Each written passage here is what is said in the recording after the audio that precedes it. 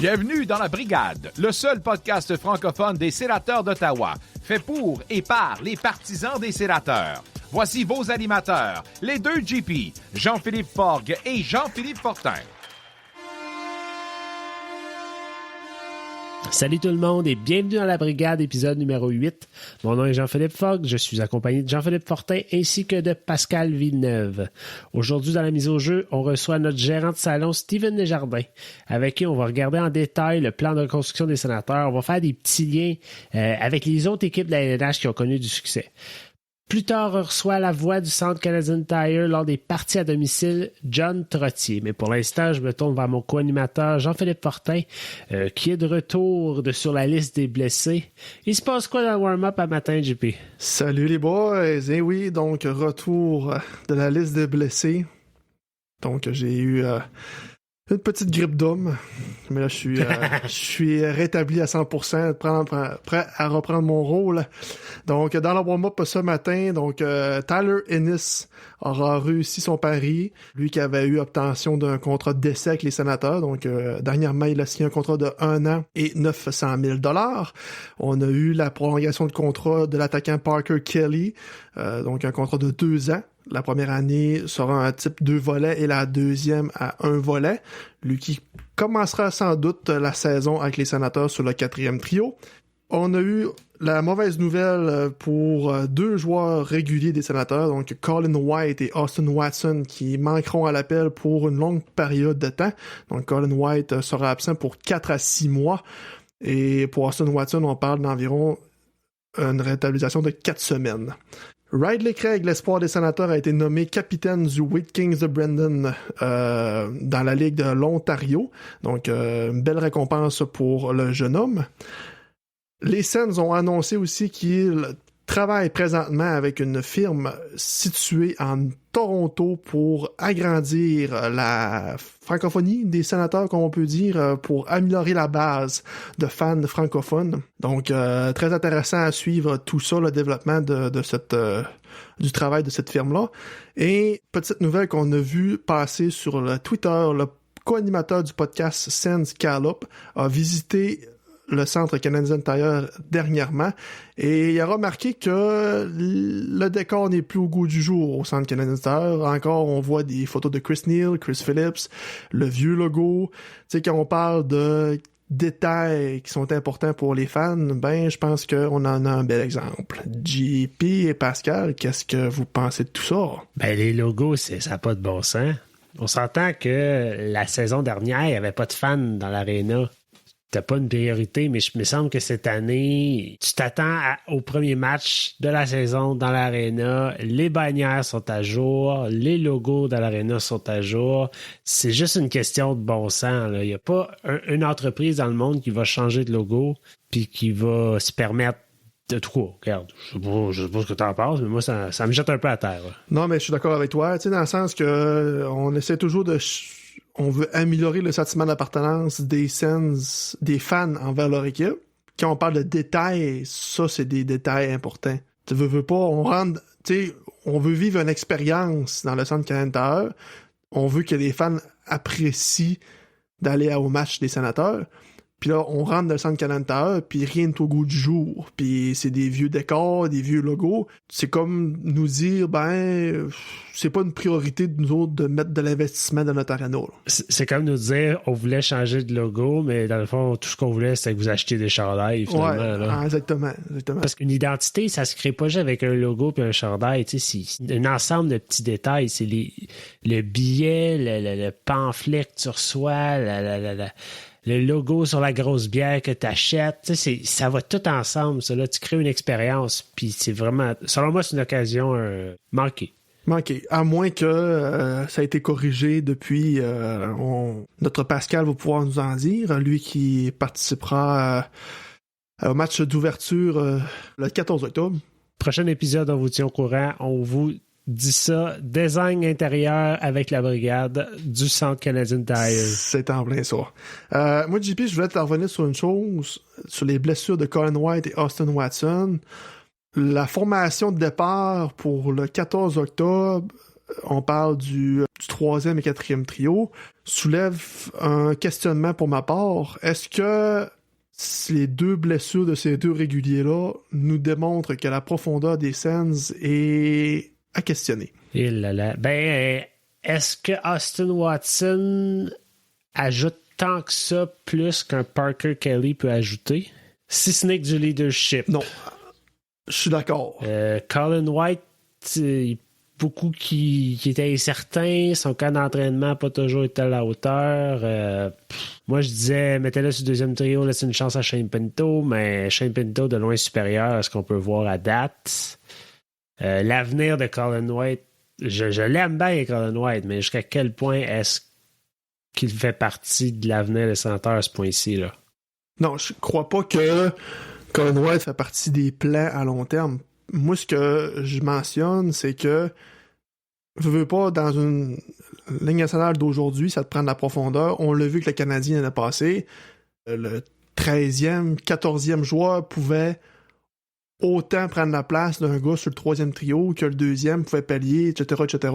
Moi, je fais juste mentionner que on a deux blessures de gars importants qui font partie du top 12 des Sénateurs. Ah ouais, Ils sont blessés, puis on n'a personne pour les remplacer. Puis c'est des blessures à long terme. Tu sais, on parle de Austin Watson remplacé par Scott Sabourin. Je l'adore, Scott Sabourin, mais c'est ça. Il était supposé commencer à Belleville et non avec les Sénateurs. Même chose, parce que là, présentement, ce serait Logan Shaw qui est là encore. Est-ce que Logan Shaw est un Colin White? Je ne crois pas non plus. Enfin, petite question que j'avais, donc reliée à la profondeur des Sens, puis c'est des blessures à long terme, il va en avoir d'autres au cours de la saison. C'est ça qui m'inquiète un peu, c'est que la profondeur n'y est pas pour pallier ces blessures-là.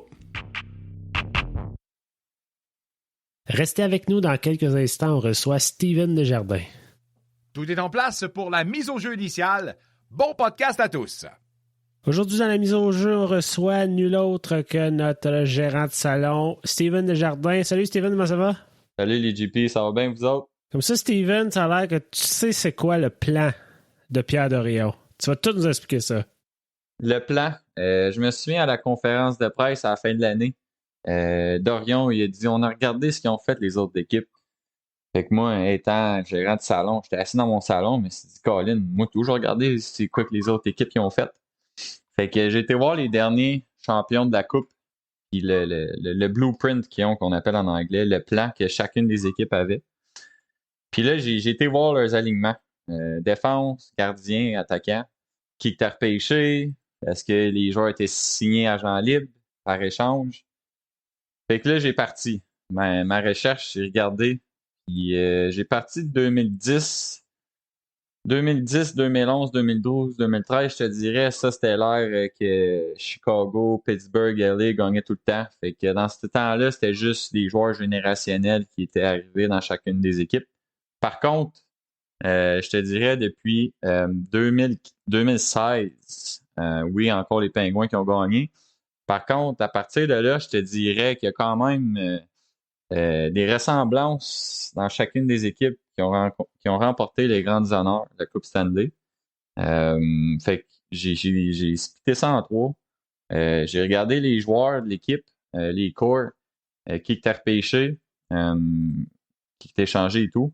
Puis par exemple, si on prend Tampa Bay l'année passée, c'est 52% de l'équipe, 52% des points total de l'équipe pendant la saison qui étaient ramassés par des joueurs qui ont été repêchés. Fait que, en tout, dans le fond, l'équipe, tous les joueurs dans les points, les buts puis les passes, ils ont eu 505 points, puis 52% de ces points-là, c'était par des joueurs qui ont été repêchés. Puis après ça, les autres 25% par des joueurs qui ont été échangés pour. Fait que je trouvais ça intéressant. Je descendais à Saint-Louis. De leur côté, les joueurs qui ont repêché composaient 47% 56% des points accumulés pendant la saison, les buts puis les passes, évidemment. Et l'autre 33%, un autre petit 33% qui étaient des joueurs qui étaient échangés pour. Fait que juste là, on voit que les joueurs repêchés comptent pour beaucoup dans les organisations des dernières années. Fait que là, ça m'a fait penser que nous, oui, on a échangé, il y a beaucoup de joueurs qui sont partis, mais les joueurs qui sont partis, on a reçu beaucoup de choix de repêchage. Puis là, on commence à les voir arriver. Là, on a souffert là, en voyageant Gap partir, en voyant Stone, Carlson. Tous ces gars-là, là, ça a fait mal. Mais là, on est en train de voir leur retour arriver. Là. Fait que là, je suis en train de me dire que Pierre Dorion et l'organisation, ils doivent espérer aussi avoir les mêmes résultats que les derniers champions de la Coupe Stanley parce que la majorité des équipes, leur core, c'était tous des joueurs repêchés. La seule exception, je te dirais, dans la règle, c'était O'Reilly à Saint-Louis. Il était acquis par échange de Buffalo de Saint-Louis. Lui, c'est le seul, mettons, qui était vraiment dominant dans ce qu'il faisait. Lui puis TJ Oshie à Washington. Lui, c'est un agent libre, par contre. O'Reilly, c'est un échange. Mais ça, c'est juste 2 bémols que j'ai trouvés dans mes recherches, dans mon gérant de salon, je dirais. Puis l'autre que j'ai regardé, c'est les défenseurs. C'est gros. Les défenseurs des derniers champions de la Coupe Stanley. Écoute, si tu regardes... Dans le sens où c'est des gros bonhommes. Là. C'est pas des petits... On dit que la Ligue se rapetisse là, plus vite, je sais pas trop, mais c'est pas vrai si tu regardes les derniers champions de la Coupe. Oui, pendant la saison, là, les skills... ils ont du fun, mais tu demanderas à Connor McDavid voir s'il est bon en playoff. Il aime ça aller en playoff contre des gros. En ce moment, oui, c'est le meilleur joueur de la Ligue, mais il n'y a pas de succès. Mais si tu regardes les défenseurs dans les derniers champions, Tampa Bay l'année passée, la moyenne, c'était solide 1 top mètre. 4. Ben, solide top 4. La moyenne, c'était 6 pieds 2. Puis le poids, c'était 220 livres. Fait que, tu sais, tu vois que c'est pas c'est ça, c'est pas du 5 pieds 10, 5 pieds 9 là, hein? 2019, les Blues, 6 pieds 2 encore. Quand tu dis 5 pieds 11 puis 5 pieds 9, tu fais allusion à qui, là? Tu sais, malheureusement, je le défends, je l'aime bien, mais Brandstrom, là, puis malheureusement, Lassie Thompson, 5 pieds 11. Il est gros bonhomme, par exemple, Lassie. 5 pieds 11, 190 livres. Ils sont encore jeunes, ils vont prendre de la viande, mais, tu sais, moi, je regarde plus Jake Sanderson, 6 pieds 2, 190. Tyler Cleven, 6 pieds 4, 200 livres. Maxence Guénette, 6 pieds 2, 190. Chabot, pas petit non plus, 6 pieds 2, 190. Les gens discutent qu'il va aller pour je équipe. pensais pas que Chabot était tant que ça.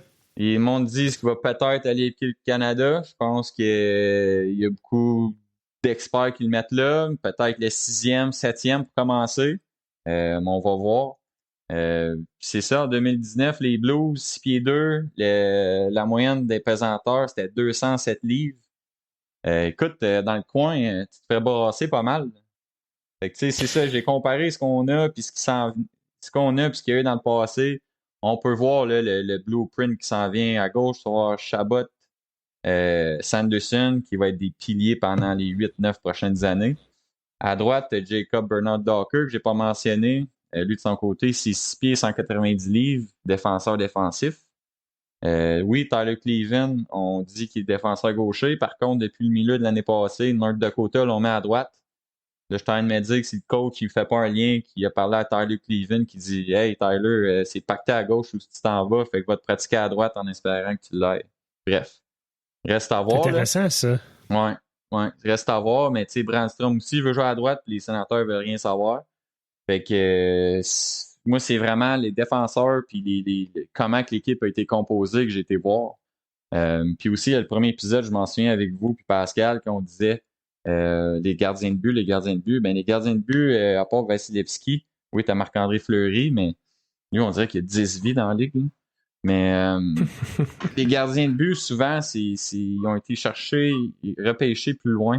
Tu sais, là, on dirait que je vais contre ce que j'ai dit le premier épisode. Mais j'ai réalisé un petit peu que les gardiens de but, dans le fond, tu peux être chanceux. On en a 6. On espère qu'il y en a un des 6 qui va devenir le gardien de but qui va nous amener à la terre promise. Est-ce que c'est Matt Murray? Je ne le sais pas. Est-ce que c'est Philippe Gustafsson ou Sogard. Peut-être un des deux, je l'espère. Mais moi, c'est vraiment comment que l'équipe est composée. Surtout les joueurs qui ont été repêchés, parce qu'on en a des joueurs pêchés. Là, on pourrait quasiment faire une équipe AB, Sénateur, 2 équipes complètes qui se prennent un contre l'autre pendant le camp d'entraînement. Si tu penses que Tim Stützle, encore jeune, il va avoir 20 ans en janvier. Fait que, on s'en vient, on voit les retours des joueurs qu'on a perdus qui arrivent, puis j'espère que tout va fonctionner. Puis j'espère que le numéro 7 va être signé aussi. Parce que lui, c'est un pilier de. C'est quoi son nom déjà, lui, le numéro 7? Ses initiales, c'est BT, je suis pas sûr. BT, non, ok. Mais, regarde, Brady, écoute, il y a de quoi là-dedans, là. Il ne négocie pas par les médias. Lui, là, on a des spéculations partout. Il semblerait que Melnick, il semblerait que Dorion, il semblerait que c'est le père à Tkachuk. Là, tu as le podcast de Saint-Louis qui a sorti. Il y a 4 vérités, là. Un jour, on va le savoir. Nous, on veut juste. Ou on le saura jamais, mais il arrivera ce qui arrivera. Exact. Car écoute, il faut vivre avec. Là. Moi, quand quelqu'un me dit quelque chose, je leur demande leur source. Puis c'est ça. Je sais pas ce que vous pensez du blueprint. Vous autres, pensez-vous qu'on. De ce que je comprends, la stratégie gagnante pour aspirer à une équipe aux grands honneurs, ça passe par le repêchage. Ça passe par le repêchage. Puis on l'entend souvent dans les conférences de presse. Des GM de la Ligue. Des choix de repêchage. Ben là, je commence à comprendre. Ben, j'ai compris. Puis là, j'ai été voir concrètement. Puis c'est vrai, si tu regardes, surtout quand Dorion a dit à la fin de l'année passée, on a regardé ce que les autres équipes ont fait. Quand il a dit ça, j'ai dit parfait, moi aussi, je vais aller voir. Puis ben, je peux comprendre un petit peu ce qui s'en vient. Surtout avec les défenseurs qui arrivent, je te dis. Ben, tu sais, veux pas. Dans l'optique que Brady Tkachuk signe, on a notre top 6 pour les 5, 6, 7, 8 prochaines années. Là, t'as Batterson, Norris, Tkachuk. Après ça, t'as Stützle. Puis après ça, t'as Pinto. Puis potentiellement un gars comme Sokolov qui va arriver dans pas très longtemps aussi. Hein. Fait que veut pas à long terme, tu regardes ça là, dans les 5, 6 prochaines années. Là, le top 6, à moins d'une controverse, ça va être ça. Là. Puis ça va être très bon longtemps. Là. Il y en a un là-dedans qu'on oublie tout le temps, c'est Nick Paul. Colin, lui, mets-le où si tu veux, là, il va produire. Fait quoi, 3 ans de fil? Ouais, oui. Nick Paul fait partie de l'équation, mais pas pour être sur un top 6. Non. Un top 9. Excellent top 9. Moi, je le vois au centre du top 9.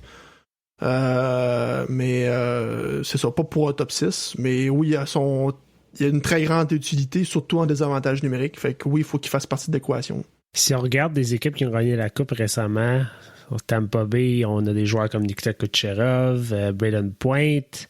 Avant ça, on a eu l'époque Chicago, Taze Kane, Crosby, Malkin. Est-ce que les Sénateurs sont équipés pour avoir des joueurs de ce calibre dans un futur sensiblement rapproché? Malheureusement, non. C'est Crosby, Taze et Ovechkin, c'est des joueurs d'exception, là, on s'entend. Le prochain, ben l'autre, c'est Connor McDavid. Puis lui, il n'a pas rien gagné encore à cause que son équipe n'est pas composée d'éléments comme je viens de mentionner. Il essaye. Mais non. Le prochain qui va sortir, c'est en 2023, Connor Bedard. J'espère qu'on ne sera pas encore dans la chasse au premier overall cette année-là, mais lui, c'est le prochain en 2023. Bref, on peut s'en reparler dans 2-3 ans si jamais. J'espère que non. Mais non, le seul que je verrais peut-être qui va venir ça serait Jake Sanderson. Stützle, il semble progresser vers ce genre de carrière-là. Générationnel, par contre, non. Je pense même pas qu'il y en a eu depuis McDavid qui est sorti. Est-ce qu'une équipe bien construite peut compenser pour un petit manque de gros talent offensif, mettons? Absolument. T'entends tout le temps le vestiaire, on est serré. Regardez le Canadien l'année passée, tout le monde parlait du vestiaire. Écoute, on ira en guerre un avec l'autre. Ils n'ont pas gagné, mais là, tu regardes Tampa Bay, oui, ils ont des superstars, mais ça se tient. Le vestiaire, c'est des frères, ces gars-là. Là. Le noyau est intact depuis 2 ans à Tampa Bay. Puis ouais, c'est eux autres qui est fait. C'est ça. Puis dans le fond, tout ce que Julien Brisebois fait à chaque année, son noyau est intact, identique. Tout ce qu'il fait, c'est rajouter quelques pions sur sa 3e puis 4e ligne pour donner un coup de main à son noyau. Puis l'année passée, c'était des Goodrow, c'était des Gould, c'était Coleman qui, en série, était le meilleur trio. Puis là, cette année, gars, on va chercher un gars comme Corey Perry, un gars comme Bellemare, des gars avec l'expérience, puis tout. Puis jumelle ça avec son noyau, puis ça, c'est ça. Comme on a l'exemple parfait, Colin, notre powerplay, c'était Matt Duchene, Eric Carlson, Mark Stone, Mike Hoffman, puis c'était quoi ce gros powerplay-là? Puis je pense que c'était la débandade monumentale avec cette équipe-là, malgré le talent incroyable qu'on avait. Comme tu mets ça sur papier. Mais mets ça sur papier, là, c'était tout leur prime, ces gars-là. Là. Carlson, Method, Matt Duchene, Stone, Mike Hoffman. Je pense que Chabot commençait à jouer dans la ligue. Là. Pas sûr que Mark Method était sur le powerplay, par exemple. Non, j'ai dit Mike Hoffman, non? Non, t'as dit je me souviens de dire Method, là. No offense à Marc, s'il nous écoute. Non, mais tu sais, on se souvient de cet alignement-là, tu sais. Mais, tu sais, c'était wow. Mais comme tu vois que ces gars-là, c'était pas tissé ensemble parce que ça marchait pas. Avoir eu une bonne équipe, un bon esprit d'équipe cette année-là, je pense qu'on aurait eu de quoi spécial, mais là, écoute, ça a été le désastre. Là, Hubert est arrivé, puis oh mon Dieu. Puis là, tu sais, veux pas aussi, moi, il y a une chose que t'as pas nommée pour aspirer à une équipe gagnante. Faut que cette équipe-là, du moins ton noyau, ait vécu d'adversité. Je prends exemple Tampa Bay. L'année avant qu'ils gagnent la Coupe Stanley, ont perdu en 4 petits matchs contre Columbus. Veux pas, le noyau ont compris à game que si on veut gagner, il va falloir changer des choses. Puis moi, je peux mettre ça dans la même gamme que les Sénateurs. Les Sens l'année passée ont vécu beaucoup d'adversité, du moins pour le début de saison. Puis ils ont grandi dans cette adversité-là, puis ils ont compris des choses, puis tout au long de l'année, on les a vus progresser dans une saison à 56 matchs. Là, j'ai très hâte de voir si la progression qu'on fait dans les derniers matchs de la saison va avoir le même impact pour une saison de 82 matchs. Puis c'est là qu'il faut le voir. Là. C'est ça que c'est là qu'il faut qu'on comprenne que si les jeunes, le noyau, ont compris des choses pour qu'on atteigne le sommet qu'on veut avoir.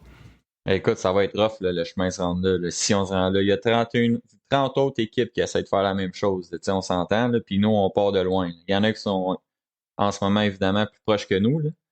Mais je parle pas de gagner la Coupe Stanley de l'année prochaine. Ouais, non. Je parle de progresser. On fait les séries. On fait les séries. Nous, on serait l'équipe peut-être qui ferait un upset en première ronde. On sait jamais, mais après, on va rencontrer Washington, Tampa Bay, puis ça va être en 4 ou en 5. Puis juste ça va être, OK, ben on sait ce qu'il nous faut. Puis garde Toronto, au lieu, ça fait 3-4 fois là, qu'ils apprennent des leçons. Puis Washington, dans le temps, il se faisait sortir justement par Pittsburgh en deuxième ronde. Pittsburgh, puis t'as aussi, je pense, c'était Columbus ou les Islanders, je me souviens plus trop, ou les Hurricanes. Bref, Hurricanes, je pense. Tu sais, il avait été sorti par des équipes médiocres.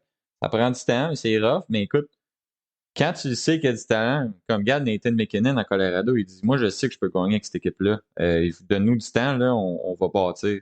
Tu sais, les joueurs le savent quand leur équipe y arrive parce qu'ils voient comment la ligue fonctionne, puis ils savent que les jeunes qui arrivent, ils vont prendre l'expérience dans tout ça.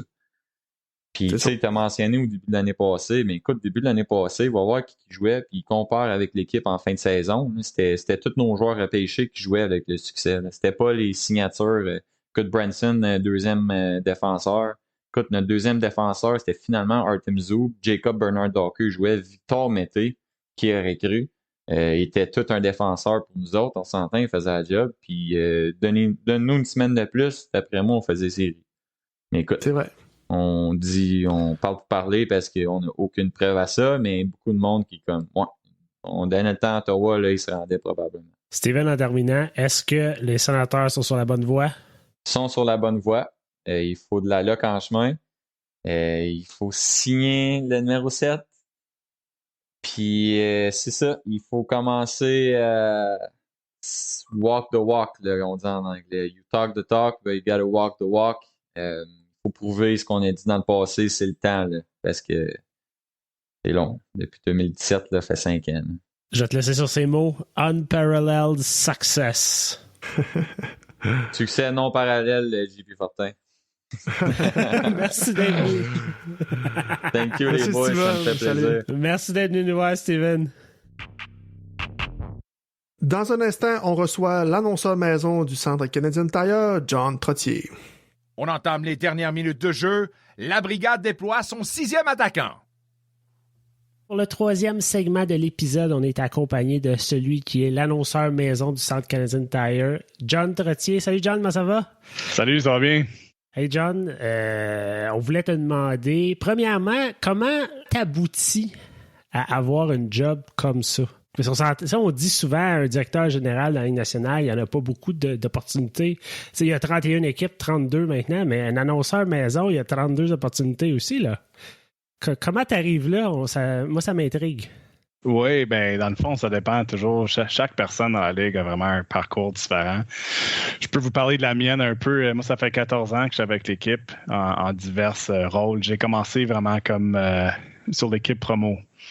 Donc, ceux qui étaient à l'aréna m'ont peut-être vu sur la glace lancer des t-shirts, ils m'ont peut-être vu dans la foule essayer de pomper la foule, mais aussi j'annonçais ce qu'ils appellent le programme des Future Sons. Si jamais ceux qui ont des enfants, ils ont peut-être joué avant une game des Sénateurs. Puis ben, j'étais l'annonceur pour ce programme-là pendant à peu près 8 ans.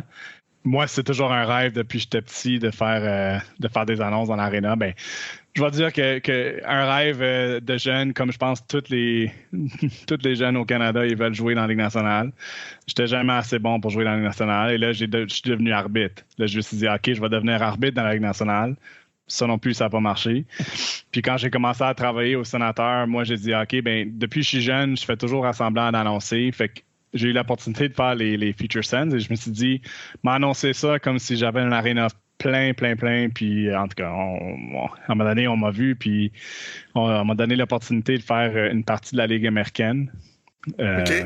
Dans le temps, Binghamton jouait toujours une partie à chaque année à Ottawa. Et donc, j'ai pu faire cette game-là en remplaçant Stu.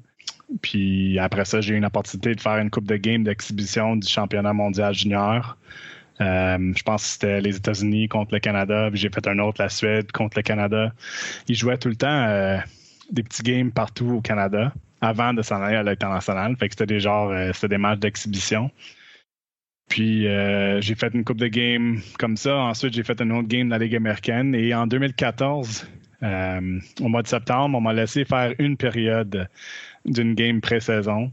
Je pense que c'était Ottawa-Toronto. Je vais dire que c'était peut-être le 29 septembre. Je me trompe un peu de date peut-être, mais Stu m'a laissé faire une période de la game. C'était génial. J'ai fait l'introduction des joueurs, puis en tout cas, j'ai fait la première période comme, mettons, test. Là. Puis plus tard cette saison-là, Stu, il était en 2014, 14 décembre 2014. J'ai fait mon premier match, c'était contre les Devils de New Jersey. Stu, il était malade, il avait une grippe. Je pense que c'était une grippe. Donc, il ne se sentait pas assez bien pour faire la game. Et là, on m'a donné la chance de faire mon premier match en Ligue nationale. Et à partir de ce moment-là, je suis devenu le backup un peu officiel. L'ancien backup des Sénateurs, c'était Mike Ross, qui est maintenant l'annonceur maison des Maple Leafs. Donc, évidemment, ça ne marchait plus pour lui de faire les matchs à Ottawa. Et bien, en 2016, tout le monde connaît l'histoire. Stu a eu malheureusement un cancer et on m'a choisi de vraiment remplacer. Moi, j'ai toujours dit garder en anglais, keep a seat warm. J'ai toujours dit que j'avais le privilège de garder de garder son siège chauffant, mettons. Je pense pas que l'expression se transfère très bien en français. Fait que j'ai eu le privilège de remplacer Stu pendant qu'il guérissait de son cancer. Puis à chaque fois que Stu voulait faire un match, quand il se sentait assez bien, il revenait n'importe quand. Puis je pense qu'à ce moment-là, on est devenus très proches, moi et lui. Je suis allé le visiter à l'hôpital, il m'a donné plein de conseils. Puis en tout cas, l'histoire, ça se termine un peu comme ça. Là. Pendant les 3 prochaines saisons, on a un peu alterné de moitié-moitié les parties. Et bien, la saison en 2018, il a décidé que c'était terminé pour lui, puis qu'il m'a cédé la place. Wow! Quel beau parcours. C'était une longue audition, mettons. Là. Ben c'est ça, j'allais demander. Ça s'est fait naturellement. Il n'y a pas eu d'audition avec d'autres personnes. Là. C'est ça. Fait que dans différentes équipes, il y a peut-être eu un appel aux candidats. Ils ont fait 10, 20, une trentaine de personnes. Ils ont fait des auditions. Mais moi, c'était très long. Fait que c'était un peu comme ça mon parcours. Puis depuis ce temps-là, je suis encore là. Je suis très content d'être là.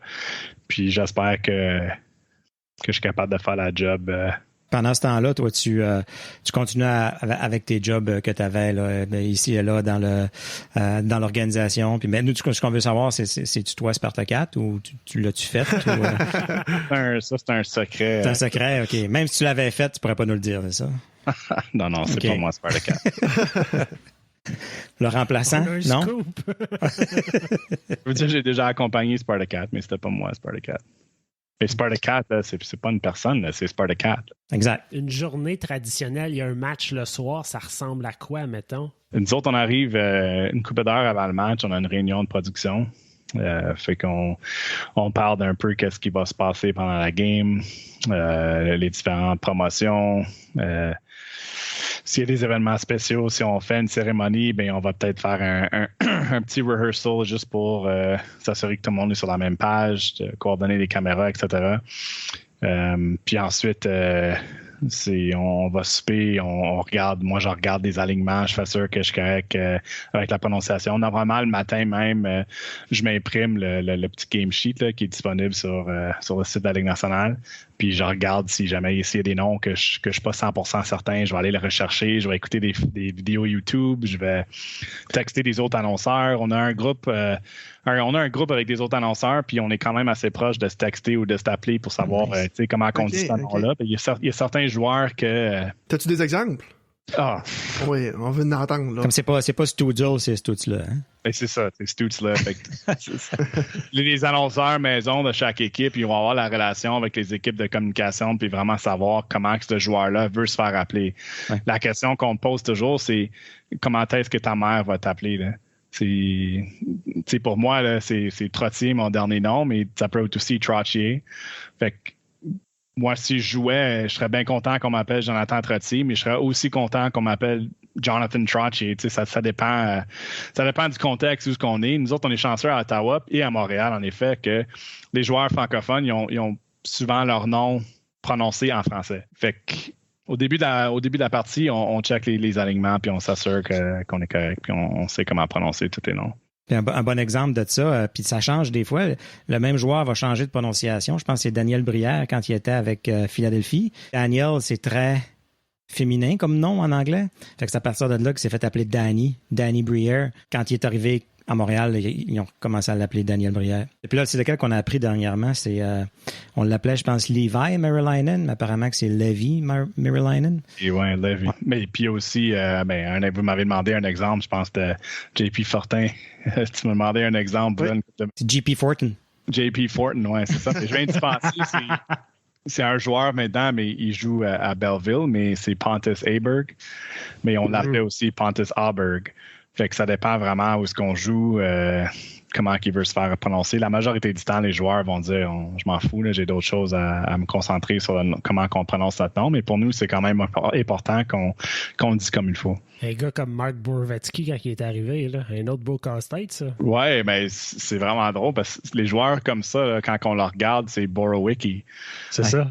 Mais c'est Borowiecki. Fait que il faut pas toujours se fier sur comment que c'est écrit. Il faut vraiment creuser un peu plus davantage, puis voir. Comme Kachuk, par exemple, là, c'est pas Kachuk, là, c'est Kachuk.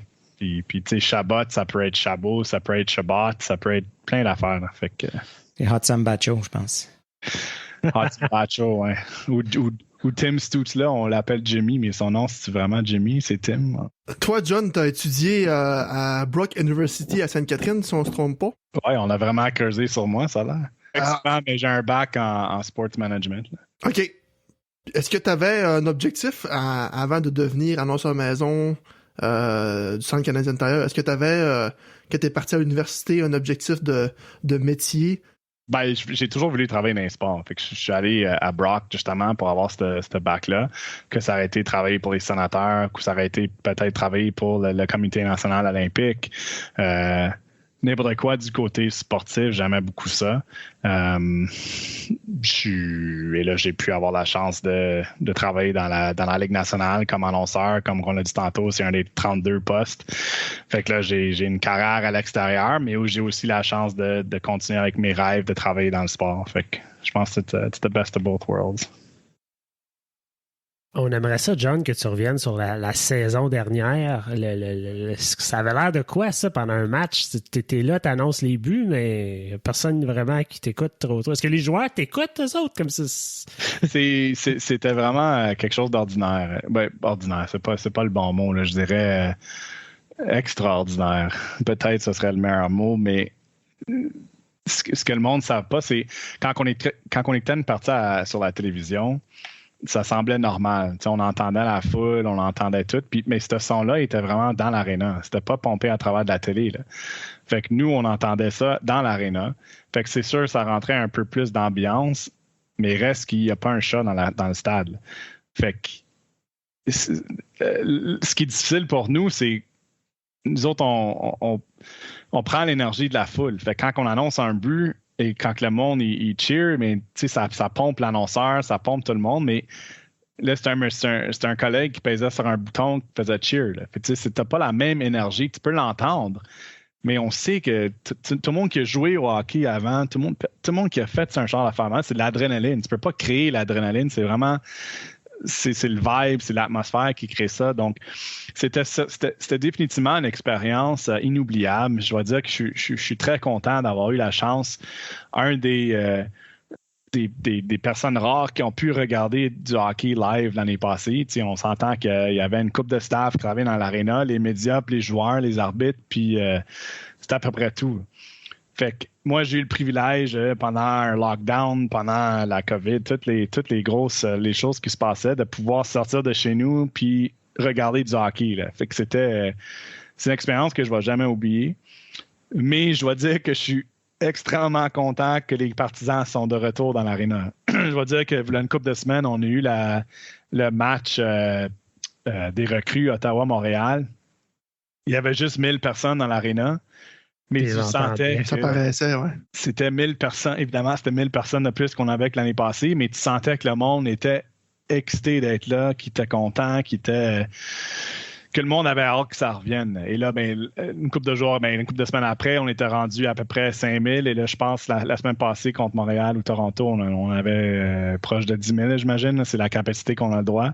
Fait que c'était vraiment nice, dans le fond, de voir tous les partisans de revenir, puis de voir les enfants crier, sauter, danser pendant la musique, d'être sur le côté des bandes avec leurs pancartes pour leurs joueurs, puis de voir les joueurs lancer des rondelles. Puis c'est un peu drôle de dire ça, une petite anecdote. C'est même pendant les warm-up, il y a des joueurs qui sont habitués à faire les rondelles aux jeunes. Fait que l'année passée, il n'y avait pas un chat, mais les joueurs continuaient à le faire. Ah ouais. C'est juste leur superstition de ils lançaient aux pancartes des Sensicos. Ouais, c'est ça, mais tu voyais le joueur faire semblant de parler à un des bonhommes. Là. On avait les partisans dans la foule. Là, à un moment donné, je pense que au mois de février, on commençait à mettre des têtes du monde. Fait que ça, c'était quand même cool de voir le joueur interagir avec un petit bonhomme en carton. Là, mais... En dehors des parties locales, là, est-ce que tu as un autre emploi? Genre comme aujourd'hui, vu qu'il n'y a pas eu de game à domicile, est-ce que tu as un autre emploi? Ou durant la saison morte, est-ce que tu fais d'autres choses? Des petits bols en bois, peut-être, là? Oui, mais je travaille au gouvernement en communication. Fait que, OK.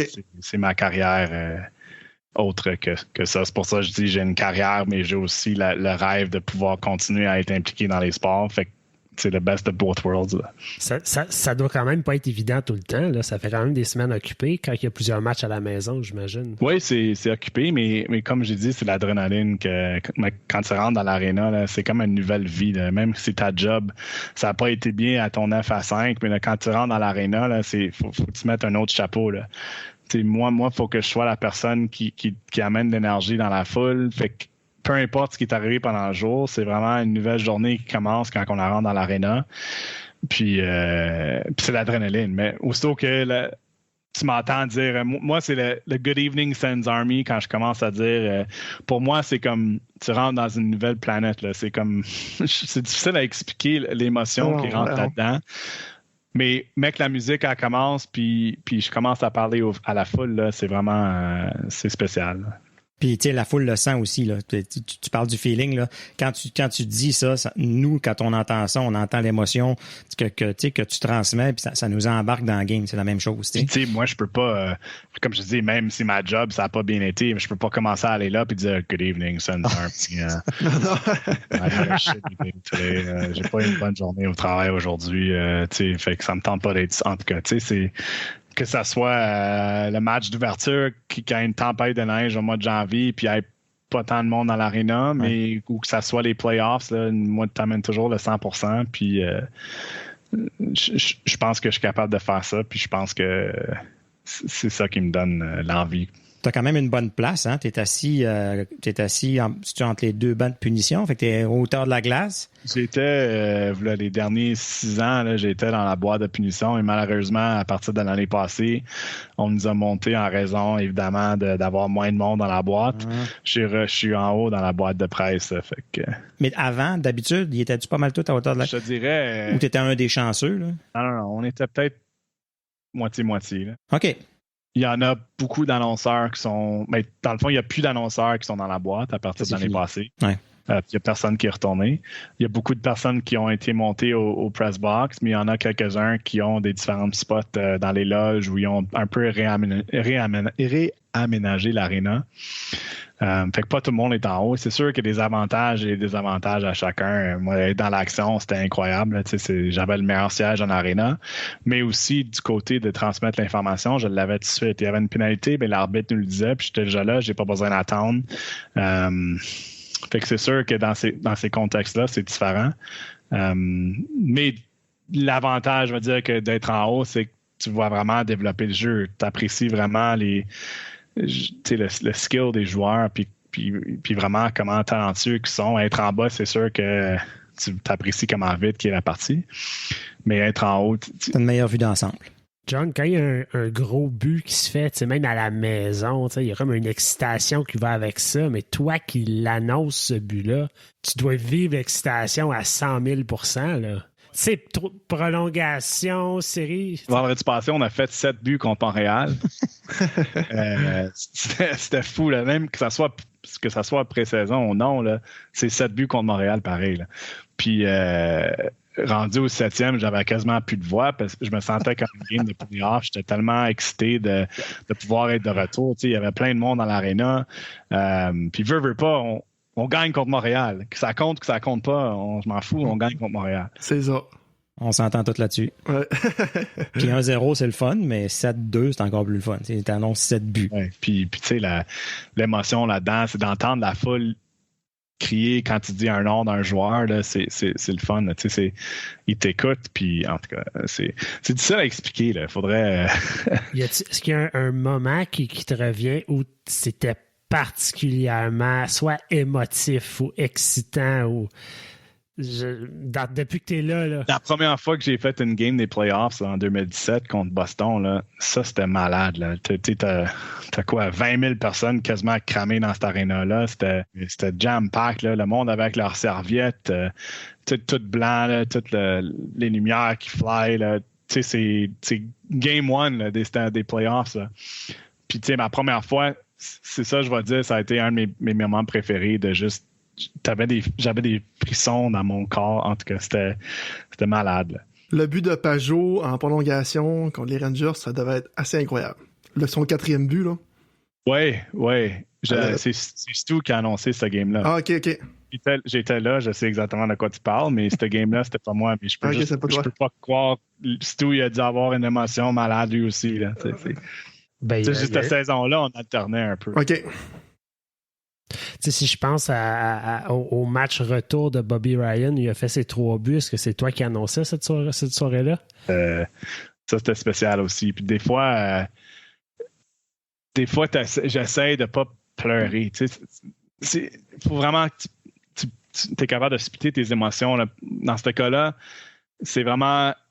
Tu es tellement content pour cette personne-là, tu as des larmes aux yeux, mais tu peux pas le montrer dans le fond sur le microphone.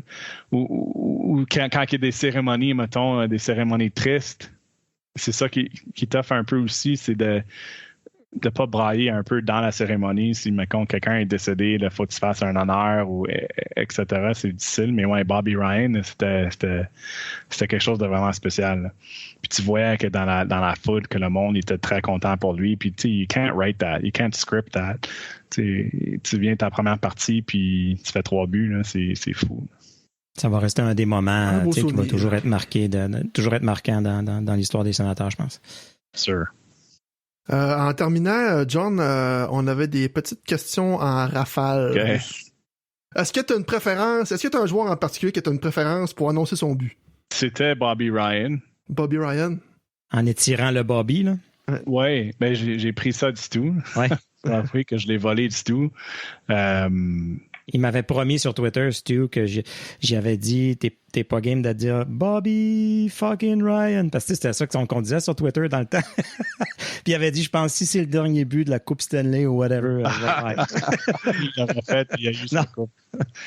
Ben tu sais, chaque joueur, c'est spécial. Je veux pas nécessairement dire que j'ai un préféré. Là. Fait que je vais regarder ma réponse à Bobby Ryan parce que je veux pas dire que j'ai un joueur préféré en ce moment. Excellent. Est-ce que tu t'es... Ben là, j'imagine que c'est Stu, ton modèle, pour faire ce que tu fais, ou bien t'as pris les conseils de Stu puis t'as mis ta touche personnelle? Ben, ça, je vais me faire chicaner un peu, mais je l'ai déjà dit sur les médias, fait que c'est correct. Moi, je suis né à Toronto. Donc, avant, quand j'étais petit, j'allais toujours voir les Maple Leafs. Ben, toujours. C'est en tout cas, j'allais voir les Maple Leafs, mais Andy Frost, c'était l'annonceur des Maple Leafs dans le temps. Puis c'est vraiment lui que c'était mon idole. Je pratiquais exactement ce que lui disait. Je pense que ma voix lui ressemble. C'est fou à dire, mais je pense...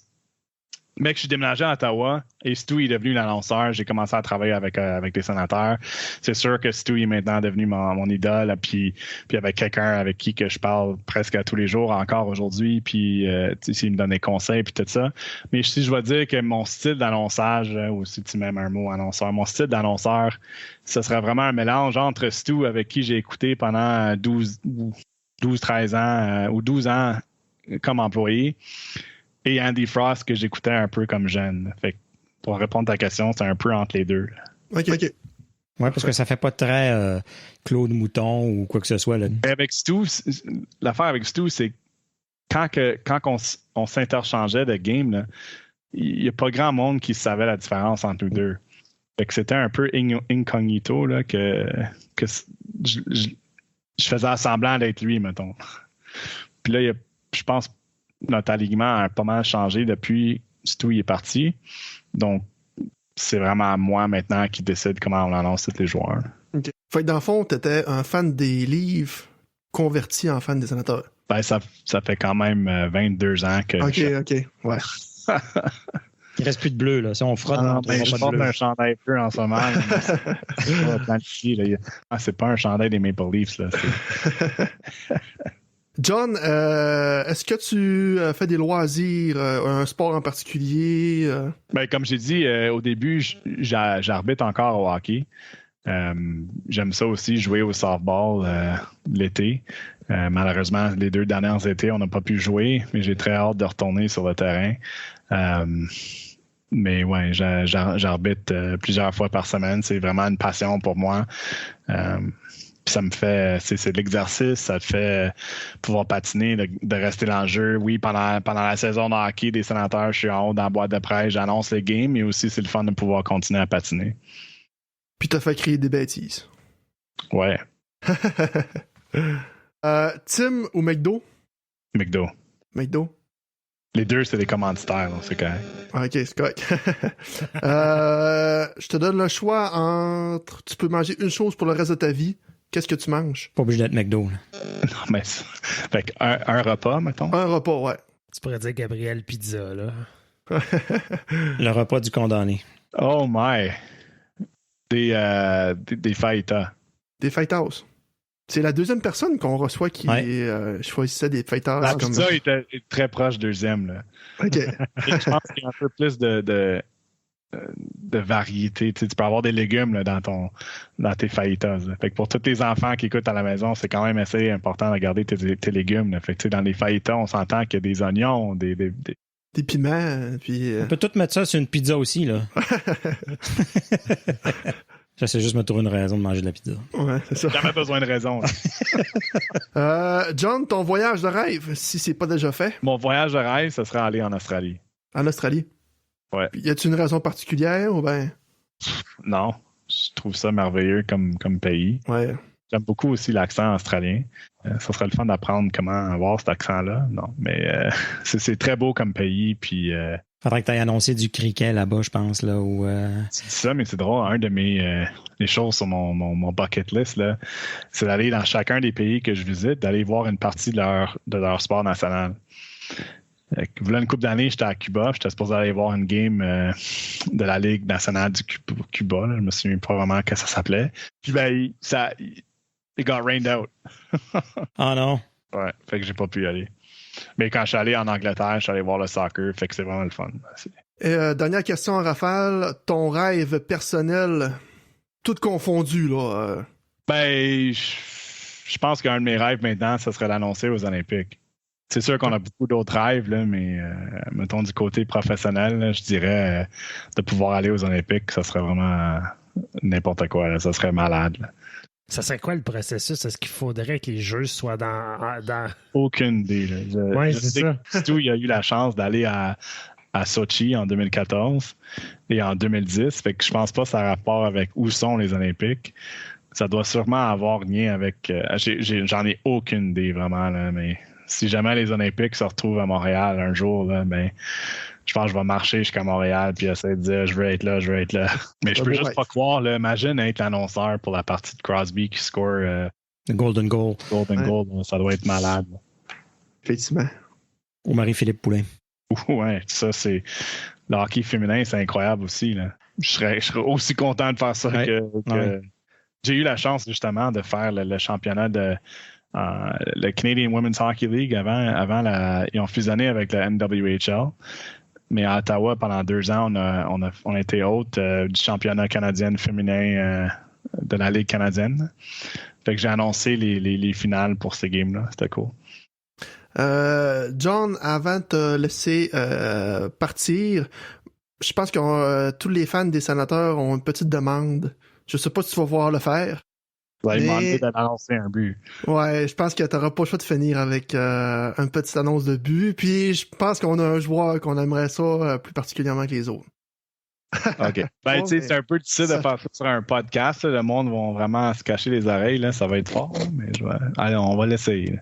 On va faire un avertissement. Baissez votre son. je vais ajuster le son. Fait que c'est sûr qu'on aimerait ça que tu nous présentes un but du numéro 18. Jimmy, ouais. un but sans aide ou quoi? Ah, tu peux mettre des aides. Moi, on veut juste t'entendre pour conclure l'épisode de cette manière. Senators goal! Le but des Sénateurs is first of the season. Son premier de la saison. Score by number 18. Le numéro 18, Tim Stützle. Assist by number 72. Le numéro 72, Thomas Chabot. Time of the goal, 18 minutes, 34 seconds. À 18 minutes, 34 secondes. Wow! Yes, sir! C'était parfait. C'était merveilleux. C'était fou. J'ai eu comme un petit... Ouais. Je l'ai C'est qu'on a hâte, hein? Hey, moi, j'ai... On a hâte Vous allez, de l'entendre live. Est-ce que vous êtes tous à Montréal ou juste JP Fogg? Non, moi, je suis au Lac-Saint-Jean. Moi, je Okay, suis à fait que Gatineau. vous êtes tous au Québec. Là. À Gatineau, Pascal. Ouais. Fait que Pascal, il va pouvoir venir voir. Je suis là le 14. Là. Je vais t'entendre nommer tous les joueurs puis tout. Là. Moi, je suis là le 25 contre Washington. De Lac-Saint-Jean. Ouais, je fais 7 heures de route pour aller voir une game. C'est le fun. Moi, j'attends un petit bébé. Je ne sais pas quand je vais être là. Alors, gros merci, John, d'être passé dans la brigade. C'est vraiment apprécié. Vraiment cool de pouvoir discuter avec toi. Ça fait plaisir. C'est vraiment le fun de pouvoir participer à votre podcast. Alors, c'est ce qui complète cet épisode de La Brigade. On espère que vous avez aimé ça. De notre côté, on aimerait remercier Squirrel Noir pour la musique thème de La Brigade, ainsi que Nicolas Saint-Pierre que vous avez pu entendre entre chaque segment, ainsi que Pascal Villeneuve au montage. Si vous aimez ce que vous entendez, laissez-nous un review sur Apple Podcasts ou sur Facebook. Sinon, laissez-nous le savoir, on veut continuer à s'améliorer. On vous rappelle que les 82 matchs de la saison régulière des Sens seront disponibles sur les ondes du 94.5 Unique FM avec Nicolas Saint-Pierre à la description et le coach Alain Sarcartier à l'analyse. D'ici là, continuez à nous suivre sur Facebook, Instagram et Twitter. Et maintenant sur TikTok, on s'en jase.